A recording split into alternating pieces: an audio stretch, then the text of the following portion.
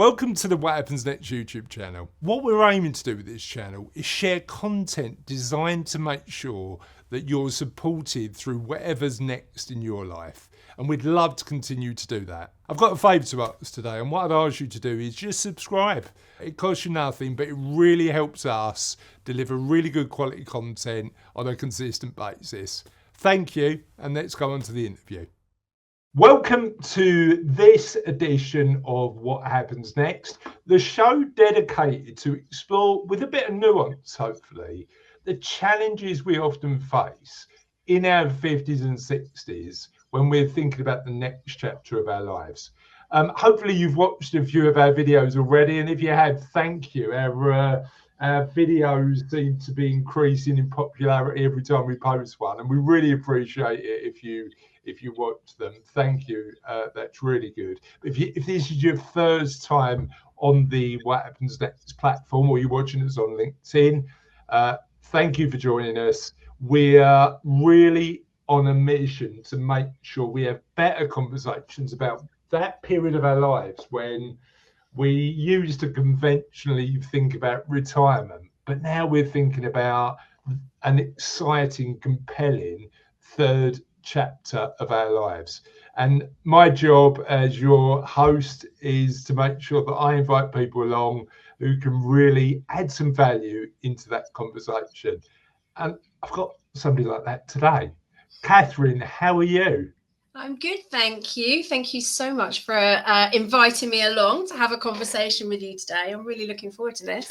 Absolute pleasure. And I think the reason we connected is because you were talking about the sort of things that I've been thinking a lot about. And I just said, look, you need to come on and have a chat with me on what happens next, right?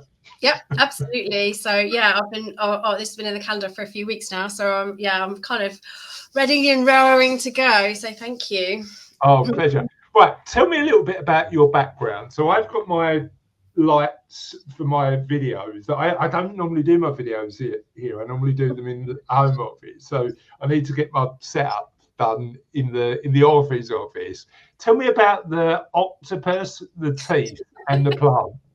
Okay, well, the plant is a nod to, having some form of greenery around, because I do a lot of one-to-one outdoor coaching, and I run outdoor coaching experiences. So I like to take people outside.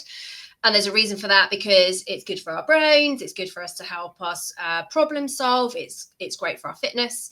And I find it is a really useful tool as part of my coaching practice.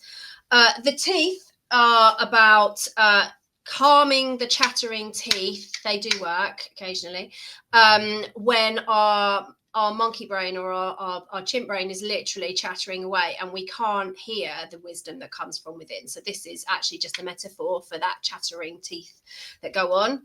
And then the octopus is a very nice little coaching kind of prop. So on one side we've got the smiley face, and the other side we've got the sad face. Oh. And this is almost like a metaphor for the fact that there are always two sides to us, but they're inextricably linked. They can't be shifted. Oh, interesting. We always have the two sides to us, or multiple sides to us. So therefore, actually, when we embrace those sides, then it becomes much easier to kind of navigate our way through life. If we try and keep them separate, then actually that's when life becomes much more tricky, because we're expending a lot more energy than maybe we need to.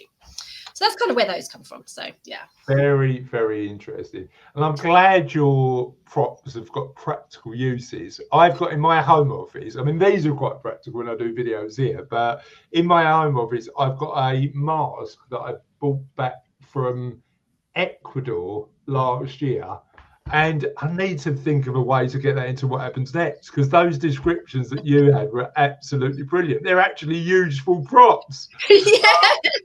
Which I love. Not just pretty things to have on top of the printer. So yeah. No, I love it. I absolutely love it. So we spoke a little bit about your coaching practice. Before we start talking about that, tell us a little bit about you. Okay, so I'm in my early 50s. I have a teenage daughter. I'm approaching, obviously, that midlife, or I am in that midlife phase. I used to work for a couple of very large corporate organizations, FMCG, frozen food business, and I used to work for a big pharmaceutical organization. And basically all my life, all my career, I've been moving products around, I've been in supply chain, but I always knew that I was in the wrong space. I wasn't quite sure what I wanted to do. And then about 6 or 7 years ago, someone said to me, oh, I think you'd make a really good coach. And everything just kind of fell into place.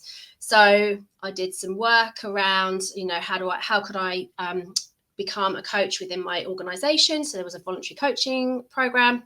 I joined that, got my teeth into it and ran, I really love this. So I did external accreditations, and a couple of courses and a diploma. And then 3 years ago, I decided that I needed to do some of this for myself. So for the last 3 years, I've been self-employed as a full-time coach, creating this balance of life for myself, where I serve myself, but I also serve other people. So I predominantly work with, I've been working with a lot with small businesses. I've got some corporate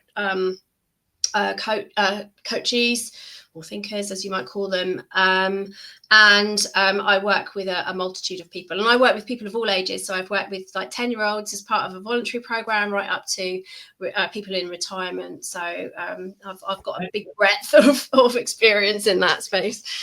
So interesting, because when I look at change and our focus on what happens next is that change that happens typically in our 50s and 60s. Navigating change is a really tough part of our lives, right? Yeah, but it's natural. It's part of life. We have to go through it. Yeah.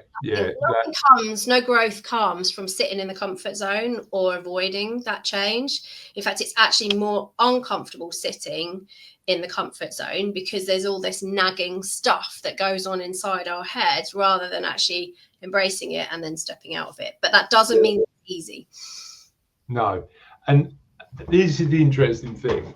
Okay, so let me first tangent. It didn't take long, did it? Not really. we, as you know, if you're a regular What Happens Next interview watcher, I normally prepare some questions for our guests in advance. But then when you get interesting people having a conversation, it normally goes off on a tangent. I think we made it to question 1, by the way. Yeah, normally I don't wait that long. But here's the interesting thing for me, right? I think there is some value in sitting with you.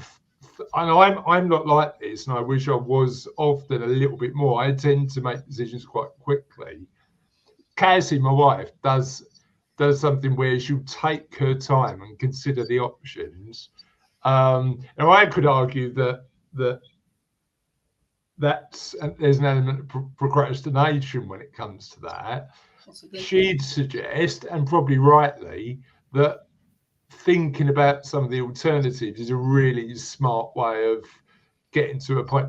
So yes, navigating change, taking action, facing the problem is really important. But how do we get the balance right between taking action but also making sure that we're taking a considered approach to change? Well, I guess there's a question in there for me around, well, what's stopping you from making the decision in the first place? Because sometimes we know what the decision is, our gut tells us, and we go with it, and then we doubt ourselves, so the thinking starts to happen, and then we then create this kind of story in our head that's like, well, I have to do this and I have to do that, and I can't do this until, we talk about this when and then. So when I'm ready, then I'll do X, Y, or Z. So that's where the procrastination sits. I think there's definitely a balance. I think it's about actually, well, how long is too long? When do I need to have made a decision by, and who's the decision for?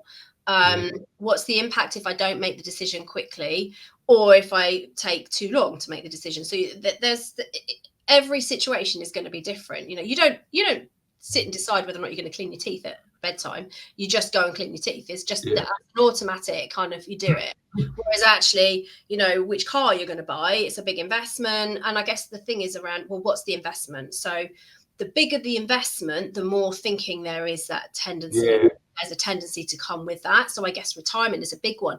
It's a big investment of time and where I'm going to put my money or how I'm going to spend my money and all of those kinds of things. So I think there's value in considering, but at the same time, there's also this thing around experimentation. So taking action creates transformation. And actually, the only way, you can't keep doing the same thing and get a different result. You have to change the way that you work. If you change the way that you work and do small but manageable experiments with stuff, then it becomes easier because you can see the results quicker.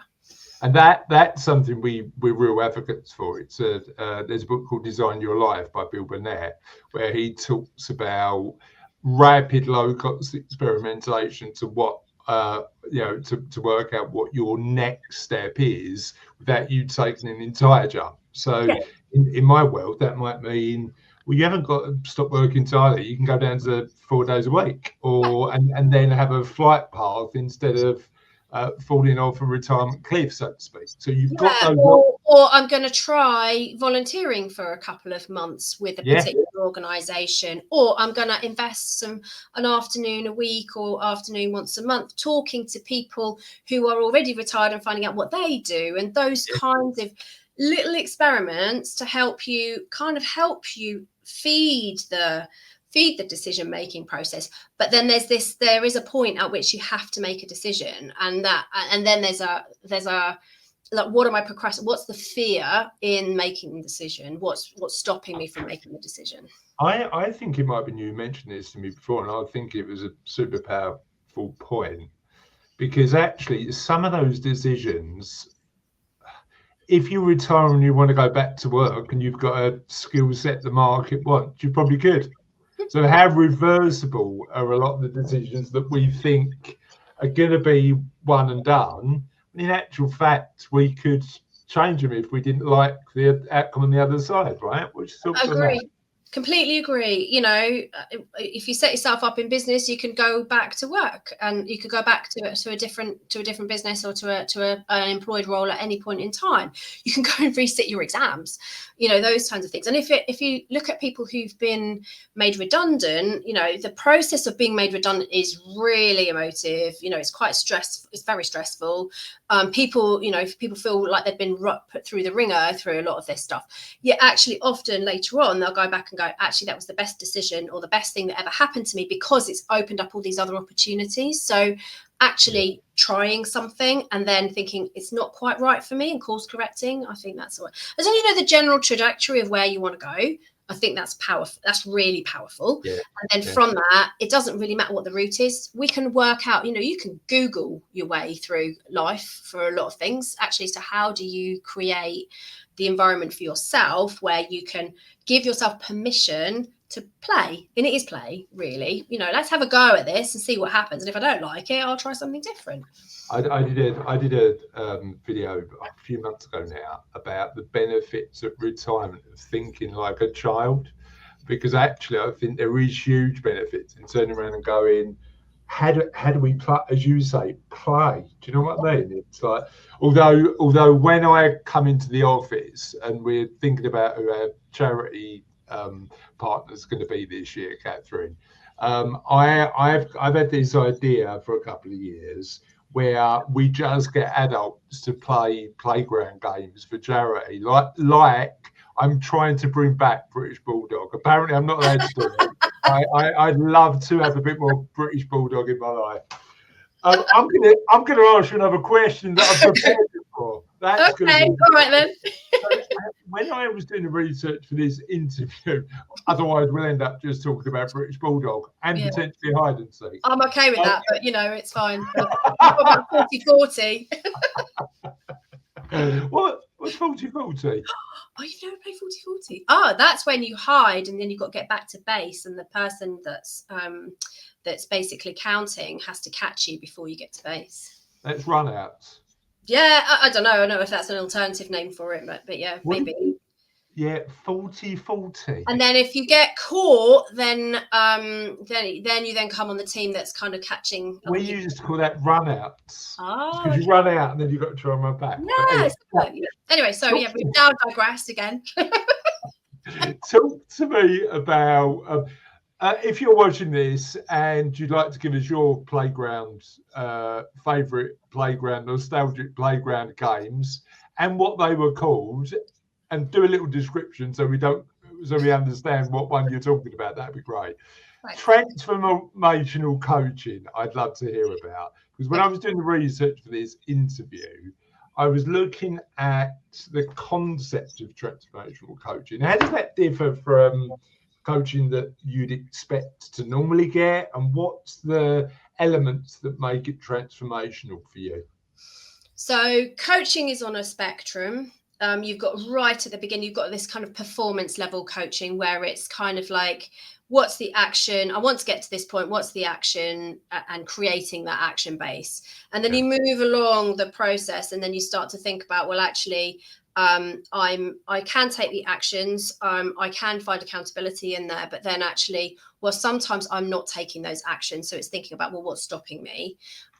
Creating the solutions for yourself as you go. So coaching is the person who's being coached creates the solutions for themselves. The role of the coach in any of these is actually to ask questions. It's not really you don't get guided, but the purpose of the questions is to help the thinker come up with new thinking. So the purpose of any question that you create or you come up with as you go through the process is actually to generate new thinking. There's different kind of themes along that, but you can ask questions for clarity, you can ask questions for kind of information, but then there's also this: how do I move the person from place A, where they are now, to place B? And transformational coaching is at the right at the opposite end of the spectrum, where we're not just looking at the actions, what's the problem, what are the potential solutions, and then picking one and going with the actions. This is actually about digging a lot deeper than that and thinking about, well, what kind of beliefs and values do I hold about myself? And then starting to dig into those and reprogram them, I think, is what you would say. It's much more about being rather than doing, which is the kind of the performance level stuff. It's much more about who am I being when I'm making decisions, when I'm approaching a challenge, when I'm doing whatever it is I think I need to do when I want to get to that goal. Actually, how you're showing up in that space then affects how the goal gets delivered. And when you really pick into some of those core beliefs, and money's a great place to start with those, what your money beliefs are, because actually they're an indicator of some of those much deeper core beliefs that we hold around what life is, who we are, what we think we should be doing, or what other people should be doing. Then from that place, you can then actually start to go, well, actually, is that really true? It served you to this point. We don't need to know why it's there, it just is. But actually what we want to do is try and reprogram that. So actually we can shift that belief so that you can then take an even greater step forward. So transformational coaching is actually more about enabling a greater transformation at a much deeper level on a more permanent basis. Yeah, okay. So it's looking at the stories we tell ourselves and seeing whether those stories are serving us in terms of what we want to do next. Yeah. How do we do stories generally, when you dig deep, are all related to a few core beliefs about ourselves, usually. Give me an example of some of those beliefs. What would they be? So something like, I'm not good enough, I'm not worthy, I'm unlovable, I'm unsuccessful, those kinds of beliefs. And they're running in the background as a default kind of program in our brain all the time. And what we want to do is try and reprogram those to a much more positive that you live into every day, so that you can then actually get over because the hurdles are always going to be there. Yeah. There's no doubt about it. And you're always going to have to do the work, but actually it's about how you approach those from a different perspective.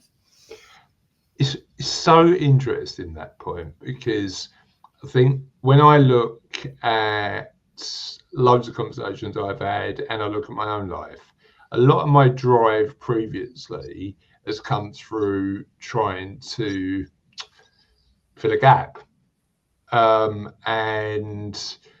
Now I've reached a point in my life where I'm thinking about this stuff more. I've realised that I've got no gap to fill, and that's That's the story I'm telling myself, right? That's all that is. Here's the interesting thing for me, Katherine. I'm still motivated. And I always, again, the story I used to tell myself was you need some of that hunger to drive you forward. So I'd be interested in your perspective on that. I think it's because I think a lot of people look for the answers outside of themselves. So they're looking Motivation, isn't it? Yeah. So they're looking for an external motivation. So that extrinsic motivation, as you might call it. And what they're doing is they're looking, so they're reading podcasts, or they're reading books, they're listening to podcasts, they're watching Tony Robbins, how do I make the best of me? How am I, I want to be happy, and they're looking outside of themselves for all of that stuff. What coaching and transformational coaching can do, and some of the work that I do actually says, well, let's reverse that. Actually, if happiness comes from within, what do I need to realign in myself? And look for the inner sense of peace and contentment and joy, because they're also a source of motivation, and using the intrinsic love of what you do to be able to do the things that you would like to do. So I think it's extrinsic gets you so far, but actually eventually what needs to happen is there's this alignment where actually what's going on in your head, what's going on in your body, when you bring all of that into alignment, it's even more powerful because you're coming from a different source of energies, much more infinite. Well, I think, and again, I get that often when we have conversations like this, we're lucky enough to have conversations like this, right? And there are people who really struggle from a financial perspective to fill gaps, and I'm always conscious that that's the case. But I think, like, in extreme for me, and I'm not a coach, but extrinsic motivation is always going to get you far, but it's never going to fill that internal hole, because you've got to ask those questions, right? Is that fair to say? That's absolutely, it really is true, I think. And that would be my experience as well. So before, I've done a lot of work on myself and a lot of self-discovery. And I'm, when you're happy with who you are, who you're being, and being aligned to that, then that's when that inner hole gets filled with something more powerful. Sounds a bit woo-woo, and it's difficult to explain unless you really experience it. But there's a much more everything comes from a much more centered place, and there's less thinking, and actually that's when the decision making then starts to become easier, because you're not thinking about it, because you're not worried about what other people think, you're not worried about what the world might think of you. You're actually just doing it from a place of, actually, this is the right thing for me. Authenticity, isn't it? Like trying to get to a little bit closer to whatever authentic looks like for you. Yeah. And even if it includes a 47-year-old man wanting to play runouts. Of course. And do you know what? Whatever makes you happy, actually. And if you don't fill the cup with the things that you really truly love and really motivate you, and really give you that intrinsic satisfaction, you can play hide and seek as much as you want. There's no reason why you shouldn't, because actually that's what fills your bucket. And therefore, the outside world, it doesn't really make any difference, because inside you're kind of singing. Love that. Now, I know that when I did my research for this interview, you talk quite a lot about fulfillment. Talk to me about how you describe fulfillment and how you help your clients get closer to whatever fulfilled looks like for them. So I think fulfillment, it goes back to what we've just been talking about, this intrinsic feeling of, I'm finally in alignment with who I was meant to be.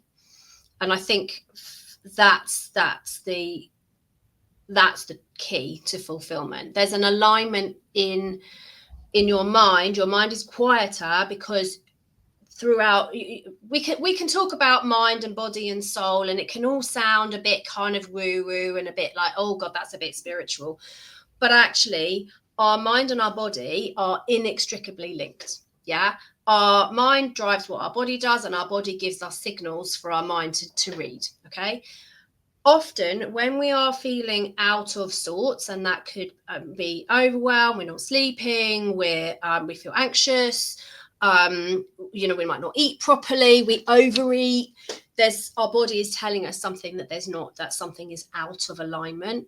And when you find that inner purpose and you are really aligned to what you think you are meant to be doing, and you fill your life with that stuff that you really enjoy, whether that be spending time with family or friends, or reading a good book, or going for a walk, or doing some exercise, or eating at great restaurants, or going on holiday. It doesn't matter what it is. Everybody's bucket of fulfillment is different. But actually, when you start to align everything towards that, then that's what fulfillment really feels like. It's really interesting, because I'm not particularly spiritual, but I get that mind-body connection, and there's loads of scientific evidence that points to that too. And a lot of the work, a lot of the content we're sharing on What Happens Next is about how ancient philosophy has validated modern day science. Like thousands of years ago, the Stoics and the Taoists and Confucius and Aristotle used to talk about some of these subjects. And actually what modern day science has done is now provided a lot of the evidence to show that they're really good things to do. Yeah. And it's really interesting for me, because I look at spirituality, and I'm not a believer in a sort of God or anything like that, but I do feel awe in nature. And that's my version of, and the Stoics, the Greeks and the Romans used to have those three elements. They used to have hedonism, which is like the great restaurant and doing stuff we love with people we love and like. They used to have eudaimonia, which is doing something that gives us purpose, and it's why and that's interesting.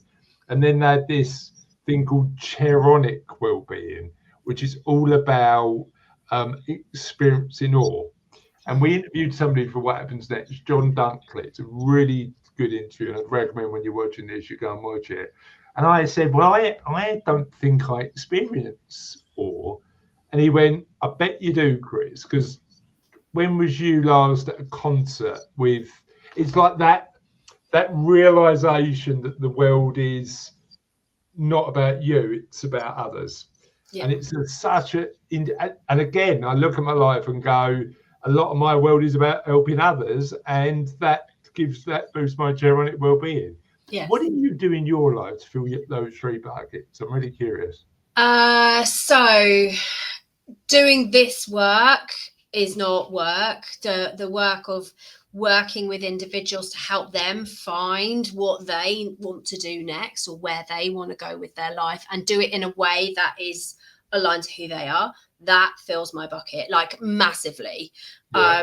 It really does. That's the middle one, isn't it? That's like the purpose stuff. The purpose bit. I think from an awe perspective, just seeing that space of like being outside and realizing that the world isn't about me, that actually there's something greater going on around me. I do quite a lot of breath work. So I've got a dog, so I walk a lot anyway. And obviously I do walk and talk with clients, but actually I enjoy just walking in silence. I've now stopped. Interesting. I've stopped putting the radio on, and I don't put music on quite often in the car, because actually the noise is too much for my brain. I just need some quiet time. Do quite a lot of breath work. So kind of almost on a Wim Hof type method that really helps me center, and gets me in a space where I'm at my best to serve other people. What else do I do? I like my food. The odd glass of wine, all of those sorts of things. I'm not an angel. Brilliant. I love that. I absolutely love that. Now, What Happens Next is all about navigating change. And as you said, you can have change all the way through our lives, from 10 all the way up to 90. But what tools are really useful to help us navigate that change? So there's different phases of change, and different things will help you at different times. I think that's probably quite key to think about. And your brain is doing different things at different times as part of that process as well. So when you first get into a sense of change, you get a lot of kind of almost stress, or this isn't happening to me, overwhelm, that kind of thing. So our brain is actually switched off, and our brain is not open to new ideas at that point. So what you're needing to think about doing in that phase is thinking about how do I soothe my nervous system. So we've got a lot of cortisol running through our system.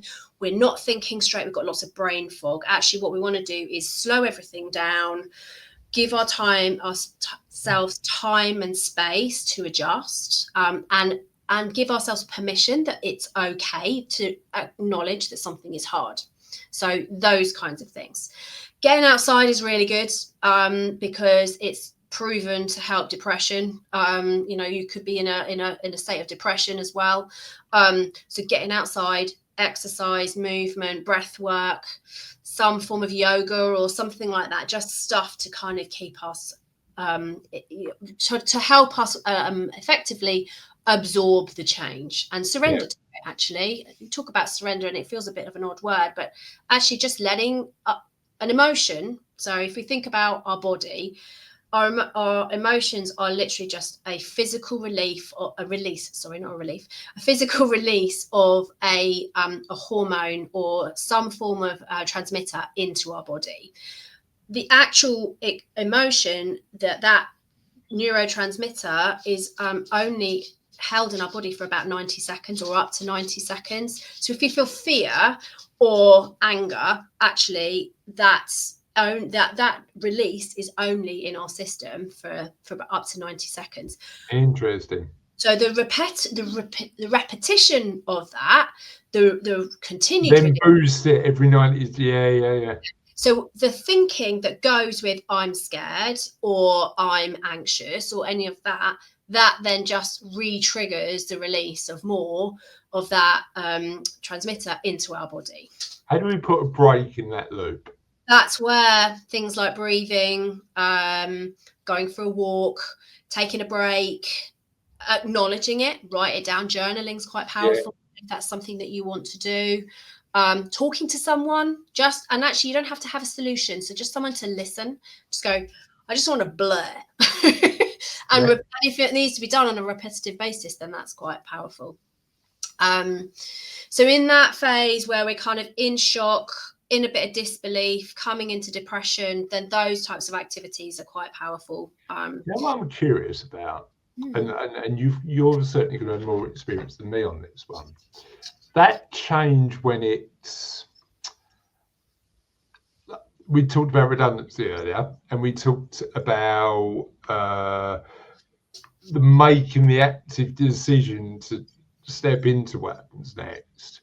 Do you think the journey we go on from a loss and change perspective is different if we've chosen it or somebody else has chosen it, and if so, how?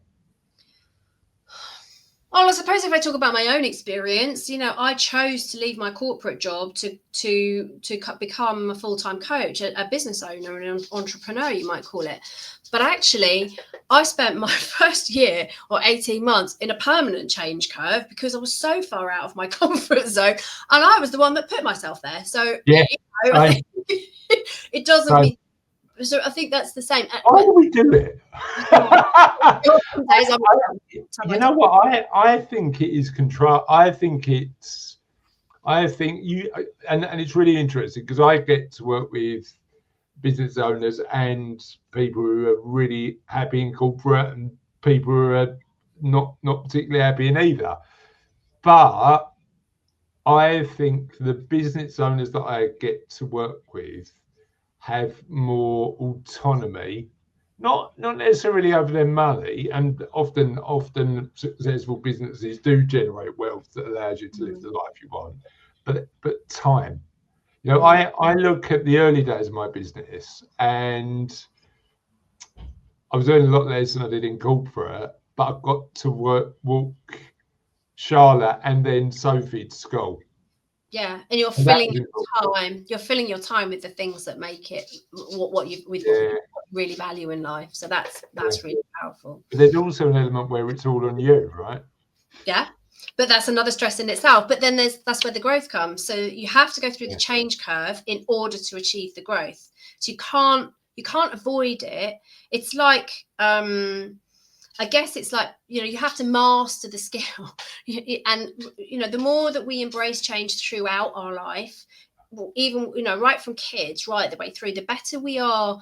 It's about growing resilience. Resilience is a skill. Yeah, it's not innate. It's a skill. And it can be learned at any stage of life. And our brains are plastic and neuroplastic. They are able to change and they grow. And that's part of what learning new skills is about in retirement, to keep your brain active. That staves off the dementias of the world. And so actually that neuroplasticity, by accepting that growth comes from putting ourselves into difficult situations, is really is really powerful, because that creates those new neural pathways that we need to get out of the other side of the change curve.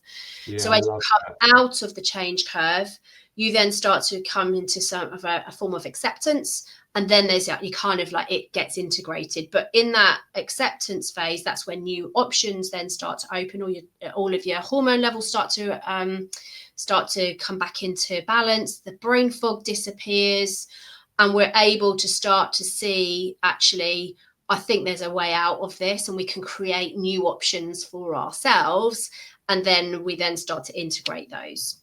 Love that. Absolutely love that. If you want a bit more on that, it's Kubler-Ross who invented that. Yeah, it's the Kubler-Ross change curve. Yeah. So that's really good. The other one that's really interesting, and it's one of my favourite books, is a book called Mindset by Carol Dweck. Yeah. Which is all about growth mindset, and how having that perspective, as opposed to I can or I can't, that fixed mindset, really changes the game in terms of what you believe you can do and how you live your life. And it's about reflection in that journey as well. So, part of the Kubler-Ross, she doesn't really you don't really talk about it much, but actually, if you reflect back on the journey as you're going through and mark out what you're learning as you go along, it will help, because actually you go, actually, I don't like doing that bit, but I do like doing that bit. And actually, this was really powerful, and reflect on the experience, because that's where the neuroplasticity comes. That's what growth mindset is about. What did I learn coming out of this experience that I can apply to the next one, whatever the next one is? Yeah, I the way that I've reframed it in my own head is you win or you learn. So actually, like, some things will go really well, but what's the opportunity to develop my knowledge, skills, experience, all of that sort of stuff? Yeah. If it doesn't, and that helps me sort of think about how I do things. What I'm curious about is No, I'm going to go on a tangent again. Oh, right, okay, go on then. Traumatic growth versus post-traumatic stress, right? So what you're talking about there, and what we've been talking about is, and again, I can't pretend to understand some of the experiences some people go through in terms of being in war zones and where true, like, sort of traumas happen in their life.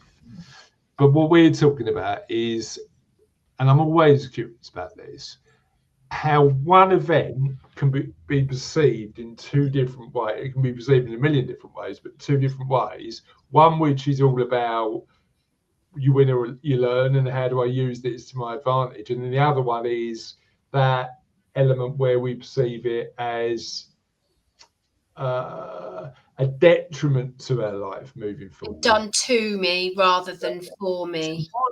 How do we get better at reframing those situations that happen in all of our lives? It's practice. It's the mindset you go into that. And I think that's an indicator. I read something somewhere recently, and actually the indicator of how people come out of the other side is actually the greatest indicator with the mindset that they went into it with. So if you go, Katherine, how do we practice that? So it's about actually, well, taking on challenges that we haven't tried before, doing something different, and then seeing, well, what did I learn from that, and then how can I apply that learning to the next thing? And it's about looking for the opportunities to grow and stepping into discomfort rather than fearing it and trying to avoid it, which is what a lot of people will do. The ones that take the most risk, and the people that get through a lot of this more, is because actually they're looking for the challenge. They're looking for the thing that will stretch them next, in order to, and you get a bit of a buzz from it, I think, as well. So, I mean, my next one is Kilimanjaro, and I'm absolutely petrified. But the reason that I'm doing it is because of that push.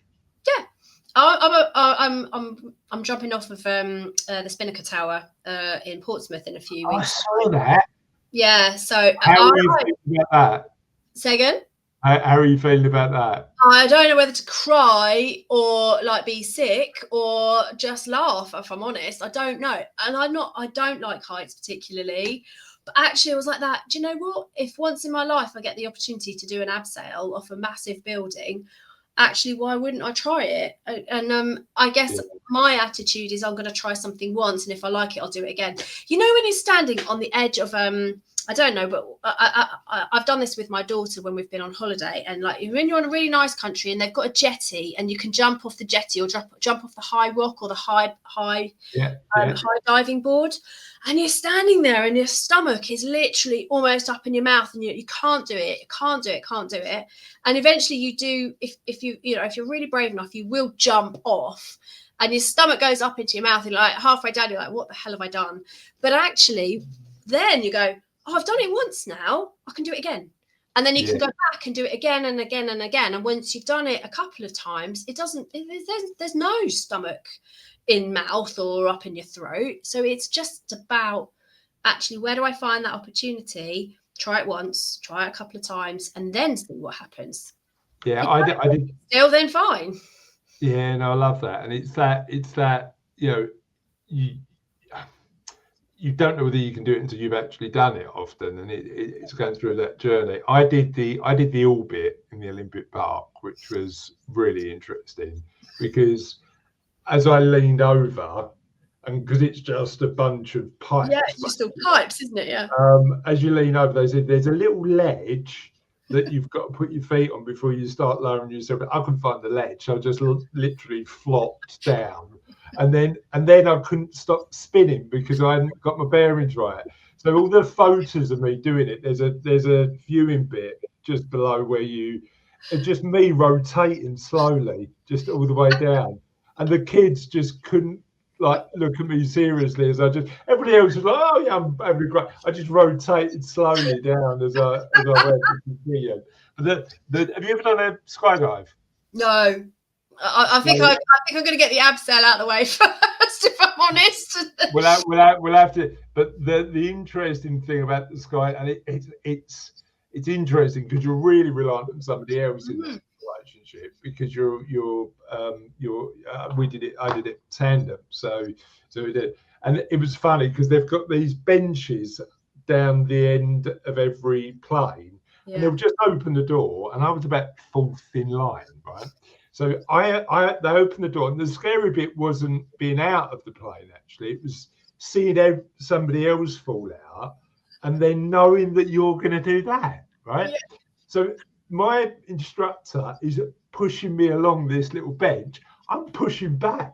I'm literally going, well, no, I don't. And he's like, and actually, they're really well trained to reassure you, knowing that you're going to go through that experience. And this guy was just brilliant because he was such a young guy. I think he was in his early 20s, but he'd done this 10 times a day for 6 years. So he had loads of experience at just helping people. And I don't know whether I'll do it again. I probably will, but because of that element of saying I've done it and I know it's possible, despite being quite scary, I think that's super important. And you made that point really eloquently.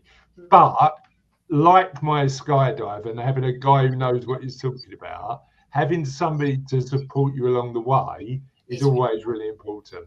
And I think that's community. That's community. Having that community of something that takes you along that journey, or is walking that journey with you, is really important. Yeah. But and I want to sort of link this back to the coaching conversation, because what makes a good coach and client relationship? Because I'd imagine you don't want to work with everybody, right? You work with people who are aligned to the way, but you want an element of challenge, I'd imagine. You want an element, a coach who's prepared to challenge your thinking. So what's the right balance, and how do you find the right person to work with you? So I would always say ask for an experience of being coached by that individual. So I would actively encourage anyone that comes to me that hasn't been coached before, have an experience with me, but also try it with someone else, and see what the differences are, because we're all different. There's a few things in the So a coaching relationship is a partnership. Okay, so you co-create it together. There's what do you want out of the relationship, as the person that's paying for that particular service, but also what does the coach expect from you, and how are you going to co-create some of those agreements? So there's a mindset that you go in with, like, don't expect your coach to fix everything for you, because that's not their job. The work is in you. So if you're expecting someone to do if you expect someone to do the outside in thing, that's, then you will probably not feel that you've got the best out of the coaching a relationship as you could have got. The more you put in, the more you get out. So the more honest you are, the more open you are to being challenged. If you're not being challenged enough by your coach, someone that you're speaking to, then tell them, have that conversation with them and say, I'm not getting what I want from this. Can you help me? And can you be more challenging? And then just open up a conversation. So a really strong set of agreements up front. So I usually have a call with someone before I start a coaching agreement with them, to actually go through what that agreement would look like, how we want to work together, what they're expecting to get from the relationship, what I would like to see from them in order to be able to get the best of their investment. Because coaching can be, the pricing on coaching is from, quite small to a lot of money. You've got, and there are, different price brackets, which attracts different types of clients, but at the same time, there are a multitude of coaches within that spectrum as well. That's interesting as well, because unlike my world, which is fairly heavily regulated, rightly so, in my opinion, because you want to make sure you're trusting somebody like me who works in partnership with you to help you live the life you want with the money you got. It should be regulated, because there's a deep relationship of trust there, and unfortunately it attracts certain individuals who don't share the right values to do this job, and that's unfortunate. But coaching is not like that, is it? And coaching can be a little bit, how do I know? You don't. And actually, ultimately, it's about, well, what do you want to get from the conversation, and are you getting what you need?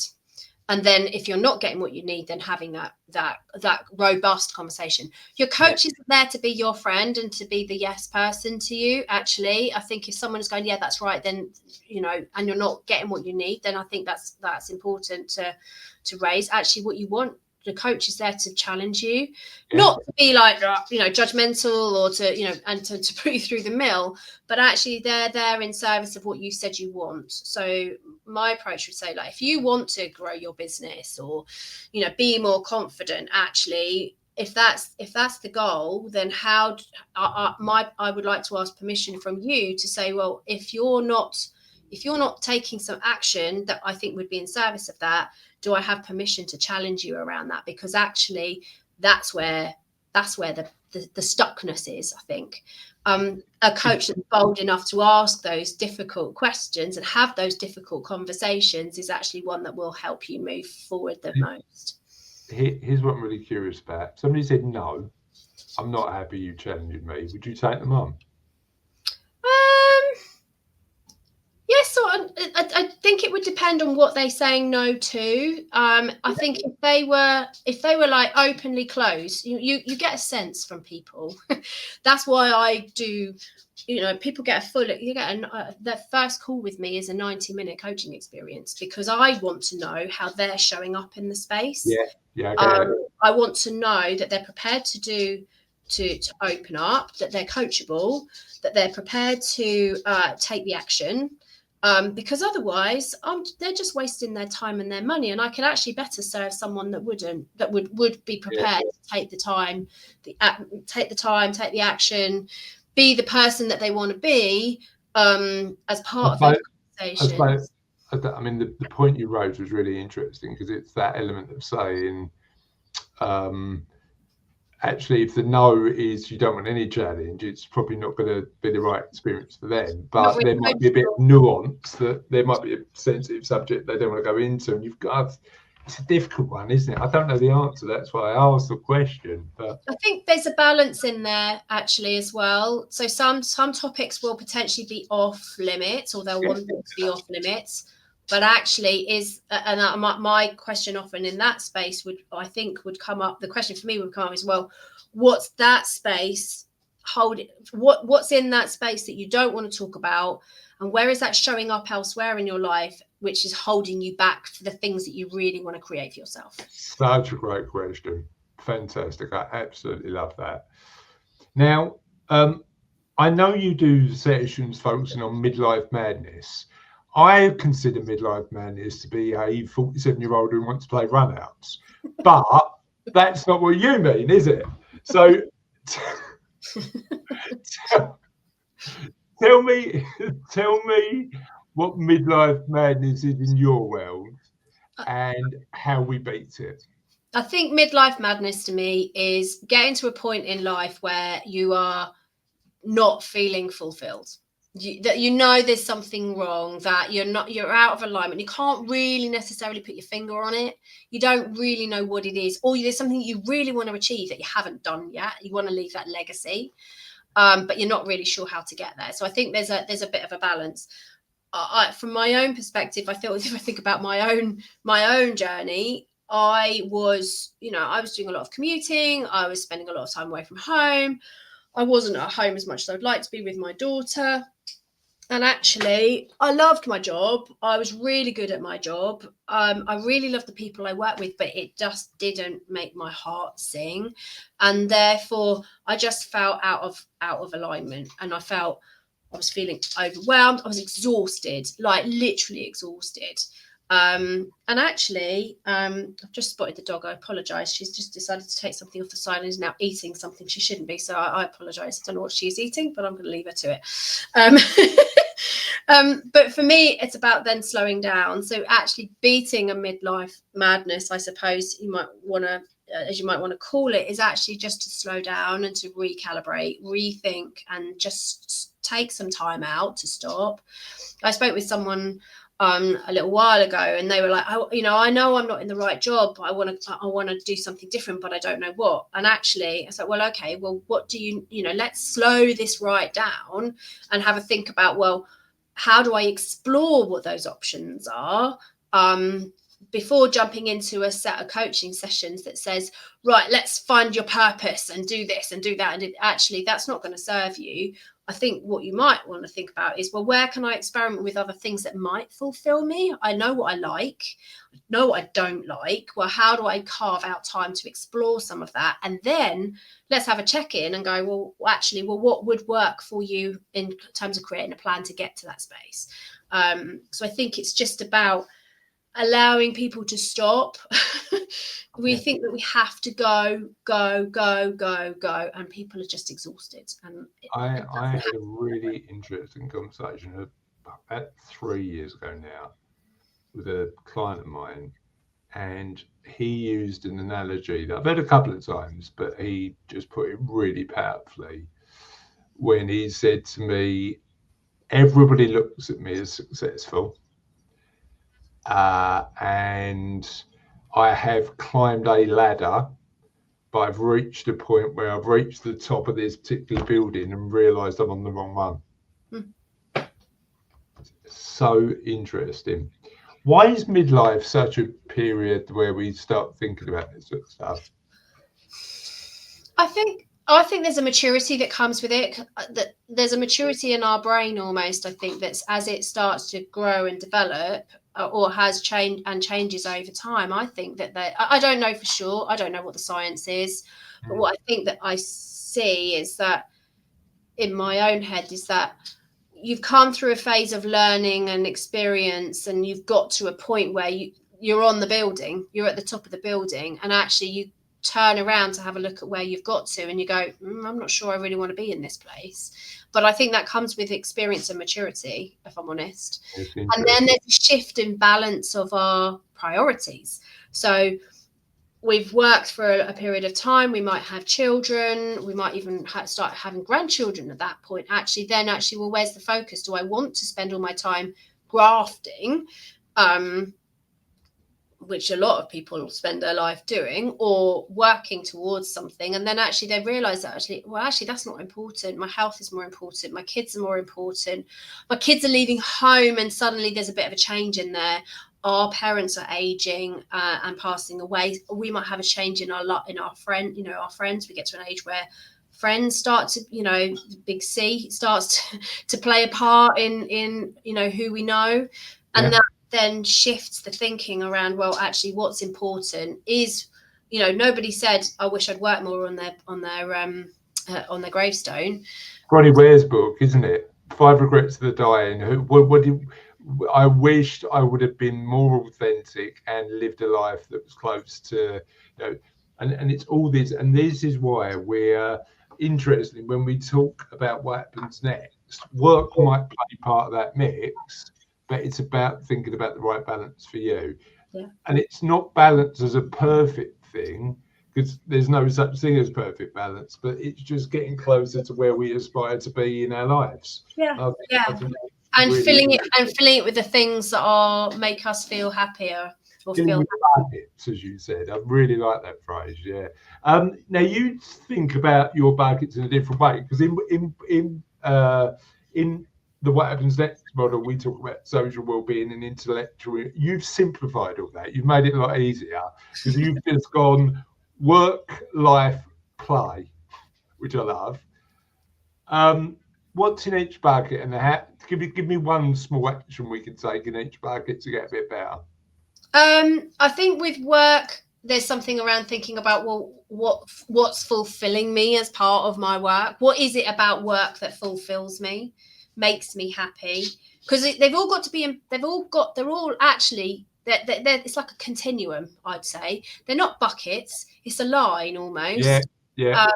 And they do overlap, right? Yeah. They all kind of fit together. So actually, work and life, why is work and life two different things?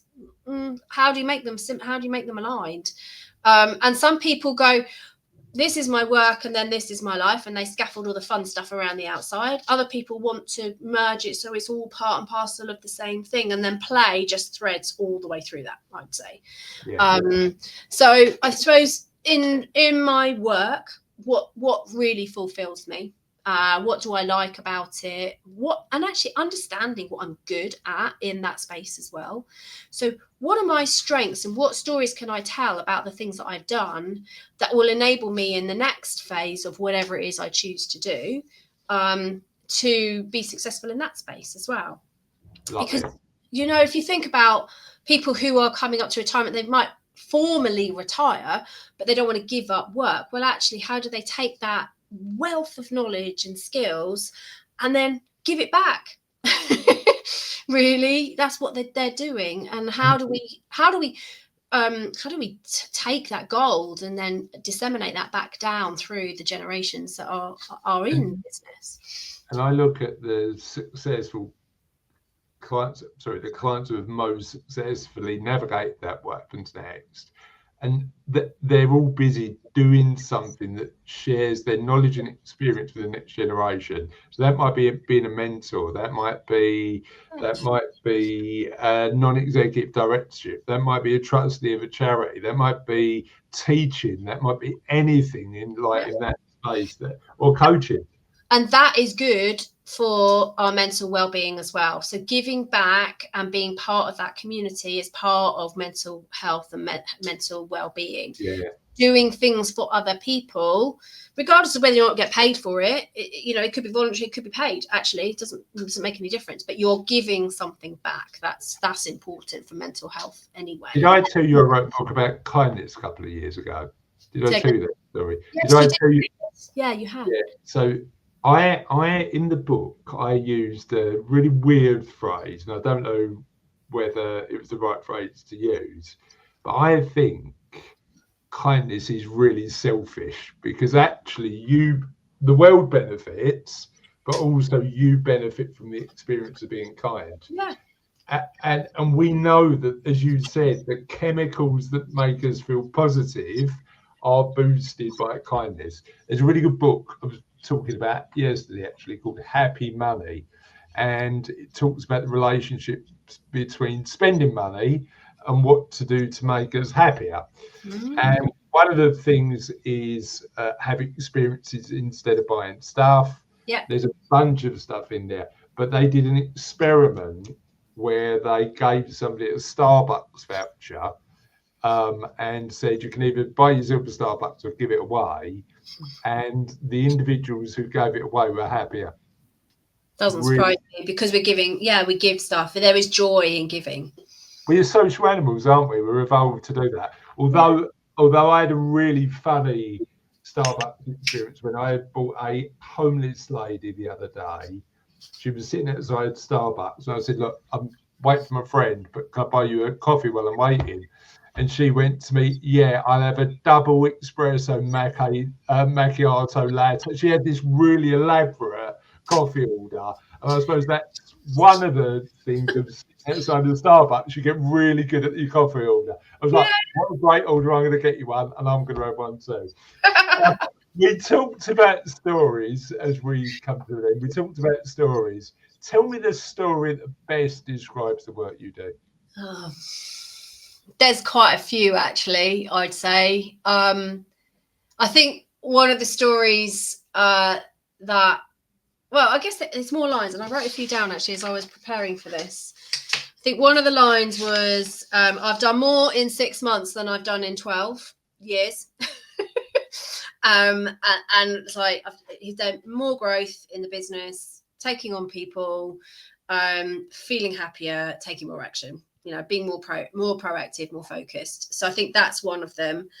And then I had a quote from him. I feel I'm a nicer person to be around now that most of the negativity has gone. I am so much more optimistic. And I think that's knowing that person and where they came from to where they are now, that's just like a complete turnaround from someone who is feeling so unhappy and actually suddenly is approaching life with a completely different mindset. So it is about mindset.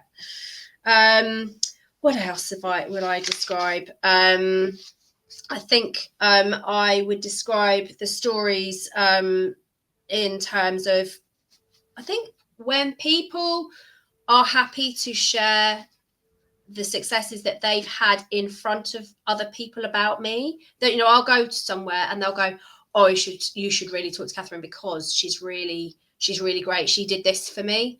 I didn't do it, they did it, but I helped them. I walked the journey with them." That's really powerful for me. So when I get that referral in public with other people, that's a really powerful thing to hear, because they're happy to talk about what I've done with them. Yeah, no, I absolutely love that. Thank you for joining me today. Hopefully Thank you for having me. I've loved it. I love having conversations like this, and I'm really grateful that you've shared your expertise today. Where can people find out a little bit more about you?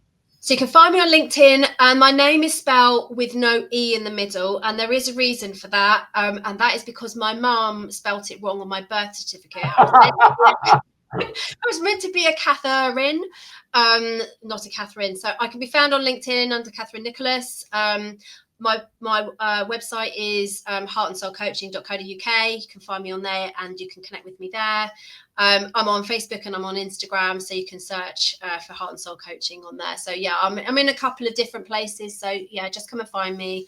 My contact details there. If anyone's interested, they can just book a call and have a conversation. I'm always up for a conversation. I love them.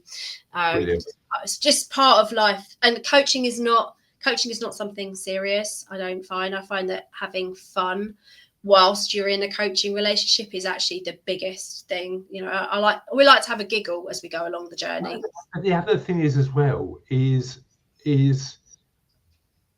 life should be about those enjoyable, pleasurable experiences, right? If we can make them, and I've got to have often really serious conversations, but if we can do it in a way that are joyful and friendly and full of laughter, I'd rather include that as part of the mix. But God, I couldn't be someone who's like really serious. There has to be, and that's why the relationship, when you create a relationship with a coach, it all comes down to the person that you're connecting with and how you've connected with them. And I think my piece of advice to anyone who's looking for a coach is to actually have a conversation with them and to spend time with them and go, it's okay, I don't want to work with you, and because that's fine. And actually, I'd like to work with you because this is you can usually feel it's an energetic thing. Again, goes back to that spirituality type stuff. It's usually an energetic thing. There'll be something about that person that really attracts you to them. And if you find that, then do it. That's. And we can agree there's no more fun than runouts or 40-50 or whatever the name of your one is, or 40-40 or apparently the guys in the office say we can't play that anymore. That's been banned. But if we're kind to each other, I think there's a version we can play. I reckon we could, yeah. Thank you for watching What Happens Next. I'm sure you've got loads out of today's conversation, and we'll see you next time on the show.